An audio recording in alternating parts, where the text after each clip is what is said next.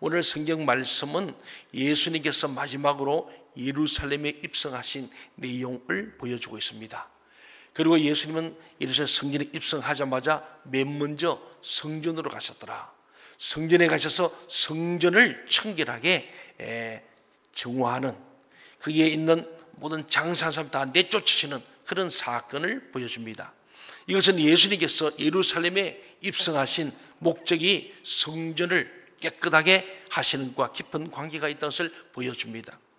여기서 우리가 생각해야 되는 것은 예수님께서 예루살렘에 입성하시면서 한꺼번에 일어난 이 여러 일들이 불안한 하루하루를 살아가고 있는 우리들에게 어떤 의미를 가지느냐 하는 것입니다.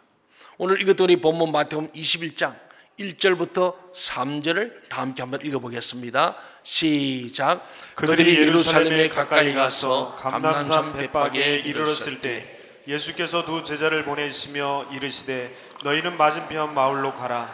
그리하면 곧 매인 나귀와 나귀 새끼가 함께 있는 것을 보리니 풀어 내게로 끌고 오라.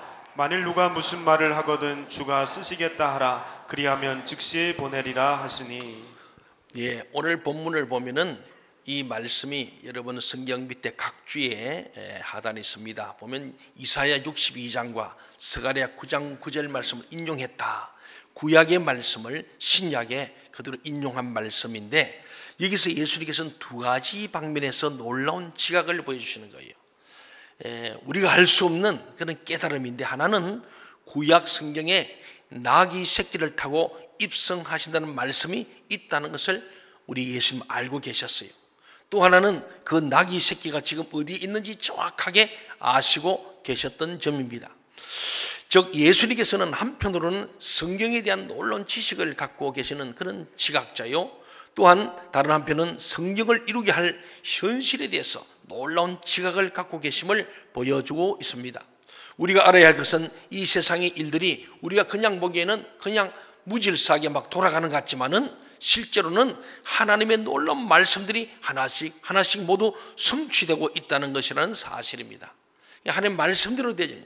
지금 우리 개인의 역사, 가정의 역사, 교회, 민족, 사회의 역사가, 우리나라가 지금 뭐 개헌도 하고 지자체 선거도 있고 뭐 통일에 대해서 지금 특사도 보내고 하는데 그냥 되는 것 같지만은 하나님의 주권하에 있음을 우리 알아야 할 줄 믿습니다. 그냥 예수님이 갑자기 갔다가 뿌들려 십자가에 죽는 게 아니고 이미 구약의 수백 년 전에 예고된 말씀 하나하나 치밀하게 준비된 입성, 준비된 십자가의 죽으심, 부활, 성천, 이것을 우리에게 말씀하고 있습니다. 그렇습니다. 주인이 오늘 보지만은 제자들이 길 건너편에 나귀 새끼 있다고 그럽니다. 가보니 정말 있는 거예요. 그래서 나귀와 새끼를 데리고 옵니다. 오니까 주인이 왜 그러냐 그러니까 주께서 서시겠다. 그러니까 아무 말도 안 하고 가져가라 그래요. 이 주님께서 이미 서가랴에 예언된 말씀도 아시고 성경과 현실에 대한 모든 것을 다 알고 계시는 주님을 봅니다. 그래서 마태 사도는 이것을 신학적으로 구약 성경의 성취다 이래요. 구약 성경 말씀이 있는데 이 구약과 신약인데 구약의 말씀은 오실 예수에 대한 예언적 말씀이에요. 아직 성취되지 않은 말씀이라면 신약은 오신 예수님 성취된 하나님의 말씀이거든요. 그래서 구약의 말씀이 신약에 그대로 이루어짐을 보는, 그래서 구약 성경의 성취, 하나님의 말씀이 성경대로 하나씩 이루어짐에 대한 놀라운 결과를 우리가 보게 됩니다. 또 4절 5절을 다 함께 한번 읽어볼까요? 4절 5절 시작. 이는 선지자를 통하여 하신 말씀을 이루려 하심이라 일렀으되 시온 딸에게 이르기를 내 왕이 내게 임하나니 그는 겸손하여 나귀 곧 멍에 매는 짐승의 새끼를 다투다 하라 하였느니라. 이는 선지자를 통해서 하신 말씀을 이루려 하심이라. 구약의 말씀을 성취하는 사건이고, 옛날 왕들은 성을 정복할 때 높은 말에 올라타서 입성을 주로 했습니다. 그런데 예수님께서는 오늘 예루살렘에 그것도 어미 나귀도 아니고 새끼 나귀를 타고 예루살렘에 입성하셨어요. 그래서 예수님의 입성을 보니 사람들이 막 보는데 특별히 아이들이 너무너무 좋아하는 거예요. 여러분 한번 생각해 보세요. 제가 만일에 세발 자전거 타고 여러분 집에 신방하면 얼마나 웃었기도 하고 재밌겠어요? 그럼 애들이 좋아하겠죠. 우리 목사님이 막 우리와 같은 수준이네. 그럴 거 아니에요. 지금 나귀 새끼를 타고 들어오니까 아이들로부터 모든 도성의 사람들이 막 좋아하는 거예요. 그래서 아이들이 막 소리 지르고 하니까 조용하라고 막 그럽니다. 근데 그래도 예수님은 이미 예고된 대로 주님이 낙이 타고 입성할 때에 수많은 아이들이 기뻐할 것을 예고된 말씀을 그대로 성취. 예수님께서는 성경대로 이루어지는 놀라운 사건들을 보게 됩니다. 그렇습니다. 예수님은 결코 예루살렘을 정복하기 위해서 온 것이 아니었어요. 예수님이 예루살렘 오신 것은 겸손하게 그들의 친구가 되어서 그들을 위하여 자신을 섬김의 도구로 내어주시기 위함이라고 지난주에도 말씀했습니다. 인자가 우선 섬김을 받으려면이다. 도리어 섬기라고 많은 사람의 대속물로 내어주려 희생제물로 섬김의 도구로 쓰기 위해서 오시기 때문에 그 상징으로 낙이 어미도 아니고 새끼를 타고 것은 겸손의 상징으로 보이십니다. 우리 기독교의 최대의 덕목은 겸손입니다. 겸손하면은 하나님이 기뻐하시고 사람도 기뻐해요. 여러분, 교만한 사람이 좋아요? 겸손한 사람이 좋아요? 예, 우리 청년 청소년들도 어렸을 때 겸손해야 돼요. 겸손하면은 하나님도 좋아하고 부모님도 좋아하고 모든 사람이 좋아요. 겸손한 사람은 취직도 잘 됩니다. 지금 뭐 취직이 되냐 하는데 겸손한 사람 찾고 있어요. 우리 찬송에 겸손한 자 찾도다 모시어 들으시거든요. 겸손한 자를 찾는 거예요. 예수님이 그 모습으로 우리에게 보여주신 겁니다. 우리 8절 9절도 다 함께 한번 읽어볼까요? 8, 9절 시작. 무리의 대다수는 그들의 겉옷을 길에 펴고 다른 이들은 나무가지를 베어 길에 펴고 앞에서 가고 뒤에서 따르는 무리가 소리 높여 이르되 호산나 다윗의 자손이여 찬송하리로다.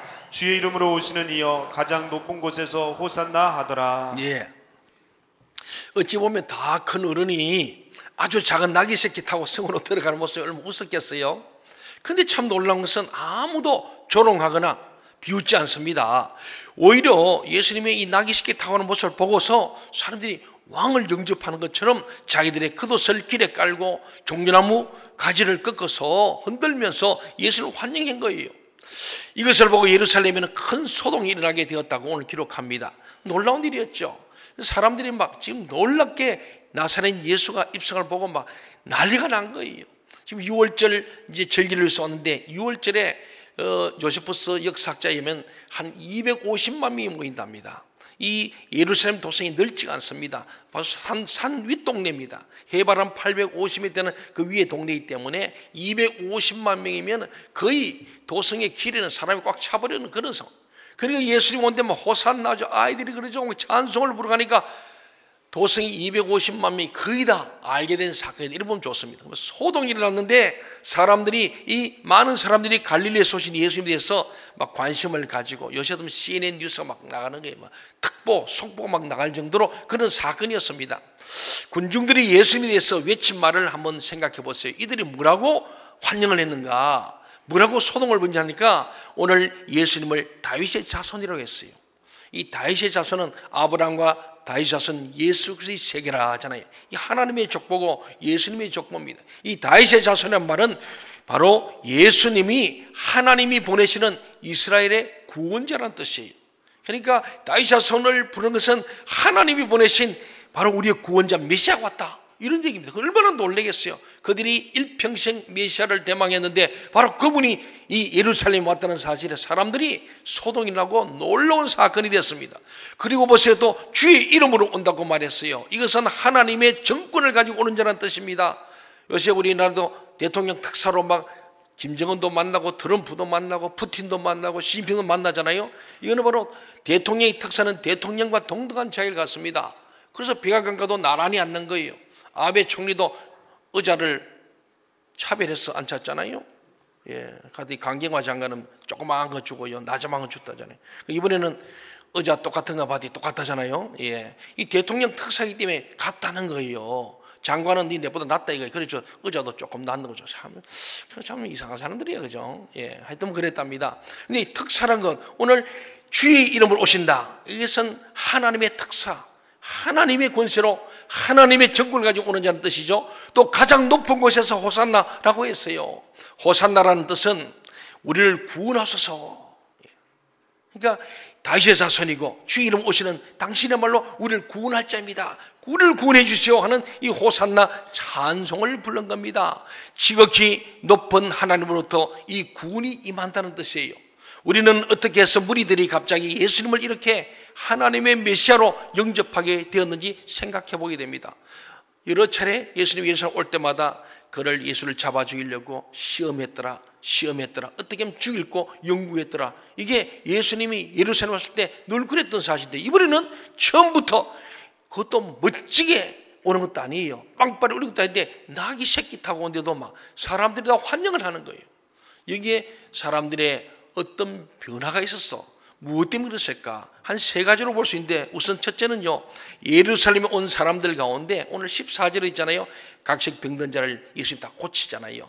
예수님의 3년간 공생애 동안에 수많은 사람을 병을 고쳤어요. 예수님 만날 때마다 믿음으로 낫기를 원하는 자는 낫지 않은 사람은 없어요. 그 수를 헤아릴 수 없습니다. 주님은 회당에서 가르치고 말이 천국 복음을 전파하시고 모든 병든 자를 고쳤더라.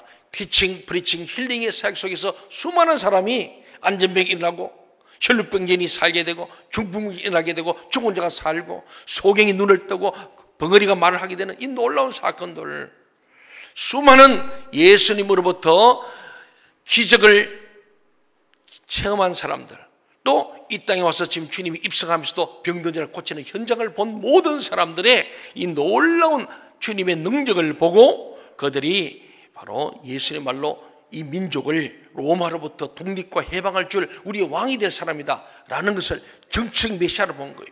또 하나는 제자들의 기대입니다. 이미 봤잖아요. 미세스 세베대가 자기 아들 둘을 예수님 앞으로 왕되면 좌우에 좀 앉혀라고. 그때 10명의 제자들도 성질을 냈잖아요. 왜? 자기들도 그러고 싶은데. 다시 한번 제자들 12명이 다 예수님 이름으로 입성하면 뭔가 큰 일을 벌리고, 그 덕분에 우리가 예수님 좌우편에 쫙 해서 우도 한 자리 할 줄 아는 그 기대감 속에 막 예수를 왕으로 지금 추대하는 제자들의 기대감. 또 다른 이유는 하나님께서 사람들의 마음에 아마 성령의 임재를 통한 감동으로 말미암아 자기도 모르게 흥분되어서 막 소리치면서 예수님을 경배하며 영접하게 되었다, 그렇게 보는 겁니다. 이것은 하나님의 역사 속에 일어난 놀라운 사실이었습니다. 그런데 예수님이 예루살렘에 입성하자마자 가장 먼저 하신 일이 놀랍게도 성전을 찾아가신 일이에요. 많은 것이, 왕궁도 아니고 누구 사람을 만든 것도 아니고 오직 성전을 먼저 찾아갔습니다. 물론 6월절이니까 6월절 제사 때문에 가기 때문에 성전에 갈 수 있지만은 예수님은 갈 때마다 마을에 가면 회당에서 꼭 회당을 먼저, 회당을 중심으로 가르치시고 복음 전파하시고 치유하십니다. 이제는 예루살렘의 성전이 있어서 성전에 갑니다. 여러분, 우리는 교회 오면은요, 행정실을 먼저 가거나 카페를 먼저 가는 게 아니고, 맨 먼저 우리 교회는 5층 드림홀이 다윗의 장막이고 우리의 기도 처소입니다. 오면은 교회 맨 먼저 거기 들어서 잠시 기도하고, 또 볼리보 갈 때도 그 들려서 기도하고, 예수님께서도 항상 성전에 기도하시는 모습을 봅니다. 나중에 무화과 사건도 있지만 이른 아침에 성전으로 가다가 무화과의 저주 사건이 납니다. 늘 주님은 성전을 중, 그래서 우리는 하나님 중심, 성경 말씀 중심, 교회 중심, 이 믿음이 우리 있어야 할 줄 믿습니다. 교회 맨 먼저 들어와서 막 사람 만나지 말고 가서 기도하시고, 우리 자녀들을 데려와서도 마찬가지예요. 우리 학생들이 보여줄 때 선생님들이 그래야 돼요. 그래 기도로 시작해서 기도로 끝나는, 그래서 먼저는 주님을 만나는 시간, 이것이 참 중요합니다.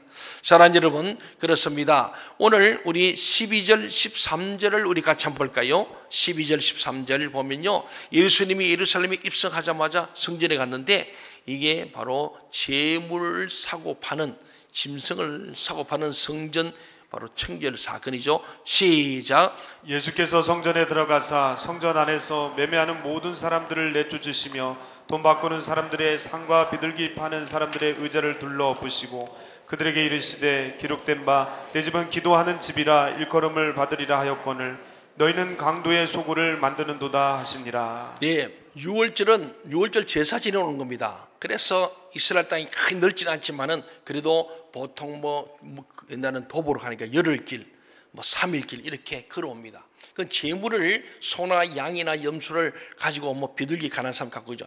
갖고 와서 3, 4일 지나다 보니까 이 짐승들이 좀 힘이 드는 거예요. 그러니까 이 재물용으로 가면 검사를 합니다. 흠이 있으면 안 되지 않습니까? 검사하니까 이 사람들이 보니까 시원찮아. 그러니까 불합격이 되는 거예요. 그러면은 이 제살도는 재물이 없으면 헌일이잖아요. 그러다 보니까 불합격시키고는 우리 거 사라. 그 자기들 거 사야 합격이요. 그러니까 자기들 딱 준비했다가 그리고는 몇 배로 받는 거죠. 예, 폭리를 취하는 거예요. 그래서 예수님이 이들을 뭐냐 강도라 그런 거예요. 날강도들.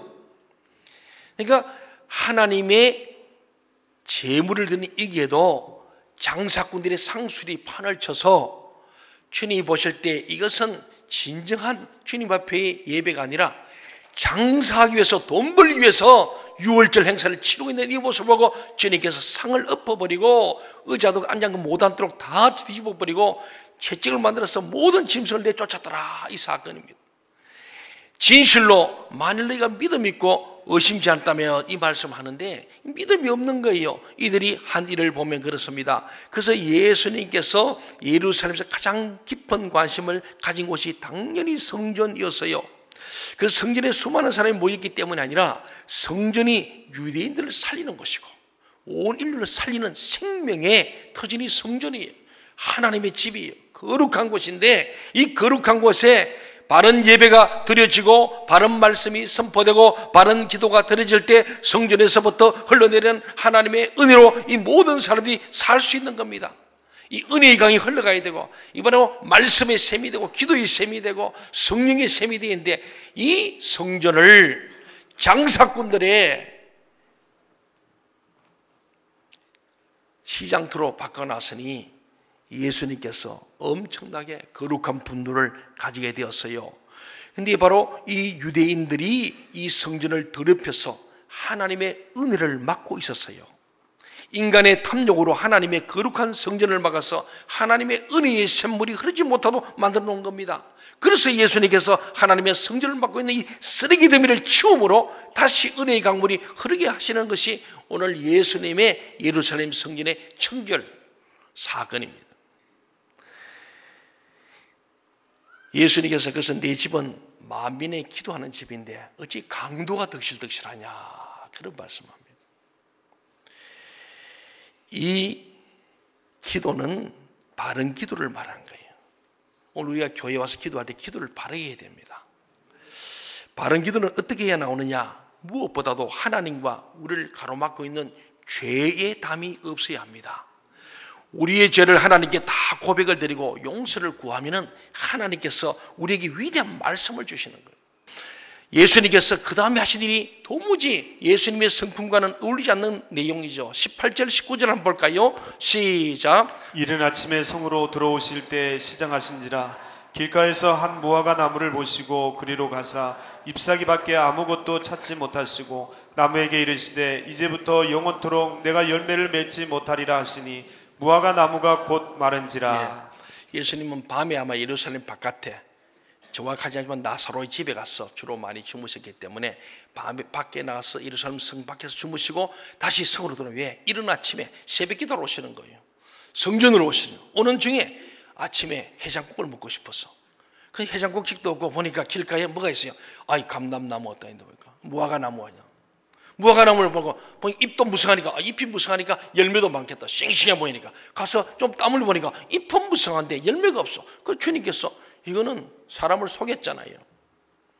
예수님께서 예수님답지 않게 저주해 버렸어. 예수님이 저주 기식의 첫 번째 사건이 이게 참 특징이에요. 예수님은 축복하는 사람인데 오늘 저주의 기적의 첫 번째 사건이었습니다. 그러면 도대체 무엇 때문에 예수님께서 잎만 무성한 무화과 나무를 저주하셨는가? 왜 그랬을까요? 이것은 지금 예루살렘의 상태와 비슷한 상징, 비유를 주시는 거예요. 예루살렘 성전이 강도의 굴려로 되어버린 거예요. 그렇듯이 무화과 나무도 잎은 번지러한데 열매가 없다는 거예요. 지금 예루살렘은 엄청나게 많은 사람들이 모여서 6월절 축제를 하며 예배를 드리려고 하는데 그 안에 막상 들어가 보니까 잎사귀만 무성하지 아무것도 없다는 것입니다. 성전은 멋지게 지어놨는데 들어가 보니까 강도의 굴혈이요. 장사꾼들만 있고 하나님 안 계셔, 성령님 안 계셔, 예배가 없다는 거예요. 바른 기도, 바른 예배, 바른 찬양이 없는 그 성전처럼 이 무화과 나무와 같다는 거예요. 오늘 그래서 본문이 길지만은 따로 할 수 없는 같은 내용이에요. 하나님께서 가장 싫어하시는 것이 아무것도 없으면서 있는 것처럼 헛세를 부리는 것입니다. 사랑하는 여러분, 오늘 우리 주님께서는 여기에 대해서 마지막 21절 20일에서 믿음의 능력을 얘기하고 있습니다. 한번 같이 읽어볼까요? 시작. 예수께서 대답하여 이르시되 내가 진실로 너희에게 이르노니 만일 너희가 믿음이 있고 의심하지 아니하면 이 무화과 나무에게 된 이런 일만 할 뿐 아니라 이 산들을 들려 바다에 던져지라 하여도 될 것이요 너희가 기도할 때 무엇이든지 믿고 구하는 것은 다 받으리라 하시니라. 네. 이것은 예수의 비유로 하신 말씀이에요. 비유. 우리가 생각하기에 아무리 불가능하게 생각되는 것이라 하더라도 믿음으로 구하면 다 이루어진다는 것입니다. 여기서 이런 능력의 전제가 무엇인가? 이 믿음으로 구한 것이 그대로 이루어지는 불가능을 가능케 하는 이 능력의 전제가 뭐냐면은 첫째는 임만무성한 무화과 나무가 되어서는 안 된다. 잎이 없는 앙상한 무화과 나무가 될 때에, 즉 하나님 앞에서 우리가 철저하게 벌거벗은 정직한 모습을 가질 때 하나님의 능력은 나타나게 됩니다. 예. 잎으로 그냥 싹 가지고 그럴듯하게 헛세를 부리고 감춘 게 아니에요. 오늘 우리 세례식을 하고 성교사 파송합니다. 그때마다 서약하잖아요. 서약한 대로 살아요. 서약한 대로. 오늘 그 말씀입니다. 우리가 솔직히 해야 되는 게 정직해야 한다는 거예요. 오늘 수많은 우리 지금 사회를 보잖아요. 인권을 주장하고 민주주의를 얘기하고 독재 탓을 외쳤던 수많은 운동권의 사람들이 오늘 그 이면에서는 전혀 다른 모습을 보여주고 있는, 이게 바로 임만무상한 거예요. 오늘 강도의 그림은 사탄이, 강도가 뭡니까? 사람을 죽이고 멸망시키니 사탄인데, 이 강도의 그림은 사단의 굴열, 하나님의 집이 사탄이가 지배하는 나라가 됐더라, 그런 말이에요. 이 대한민국이 하나님의 모습으로 나라마시는데 지금 사탄이가 온통 자기들의 잘못된 사상과 사고를 합법화하기 위해서 법까지도 고치려고 하는 엄청난 사건 앞에 있는 거예요. 저는 6.15가 6.13 지방선거 정말 기도해야 됩니다. 이 땅이 하나님께서 지키신 나라 되려면 이 나라 망하는 거예요. 임만무성한 나라는 망합니다. 주님이 하신 거 아닙니까? 이 나라가 경제가 좀 발전해 괜찮아 보여. 천만의 말씀이에요. 하나님의 뜻을 어기되면 지금 당장, 지금 보세요. 정치에 유망한 사람들, 언론계에 유망한 사람들, 연극계, 예술 유망하게 된 사람 누굽니까? 진실이 밝혀지니까 너무 놀래잖아요, 우리가. 하나님은 그런 가정이 다 깨지는 거예요. 한번 생각해봐요. 그 사람들 지금 집에 못 들어가고 있잖아요. 갈 데가 없는 거예요. 하나님 하신 말씀이 임만무성하고 열매를 맺지 않는 개인, 가정, 교회, 이 민족은 망한다는 얘기를 주님이 오늘 하고자 하는 거예요. 이스라엘 민족도 마찬가지였죠. 사랑하는 여러분, 오늘 마지막 말씀 21절 22절 말씀이 바로 그런 겁니다. 그리고 정말 우리가 주님 앞에 정직하게 임만무성한 앙상한 나무가 되어서 벌거벗은 모습으로 주님 앞에 나가고, 거기에다가 믿음이 중요한 거죠. 믿음이 있어야 이런 능력이 나타난다는 거예요. 여기서 믿음이 무엇입니까? 내가 원하는 것이 아니고 하나님이 원하는 것이에요. 내가 원하는 것은 아무리 믿어도 이루어지지 않습니다. 그렇습니다. 이 시간도 오늘 하나님과 우리 앞에 있는 모든 세상의 쓰레기들이 다 치워지기를 바랍니다. 그리고 하나님 앞에서 나의 염려와 걱정과 불신앙을 있는 그대로 다 고백을 드리고 하나님의 마음으로 기도를 드림으로 능력과 기적을 체험하는 우리 생명심동체의 모든 성도 되시길 바랍니다. 오늘 주님은 이 위대한 메시지, 복음을 주신 거예요. 우리가 저주에 이르지 않고 복을 받는 비결, 임만무성하지 아니하고 예루살렘 성전처럼 쓰레기로 가득 차고 인간의 욕망을 가득 찬 게 아니고 철저히 주님, 내 마음을 내고 내 모습 이대로 주님 앞에 죄를 고백하고 죄산 받고 용서한 후에 성령이 임할 때 위대한 말씀이 주어지고, 그럴 때 바른 기도, 바른 예배가 드려지고, 그것이 하나님은 기적의 역사를 일으킴을 믿으시기 바랍니다. 기도하겠습니다. 하나님.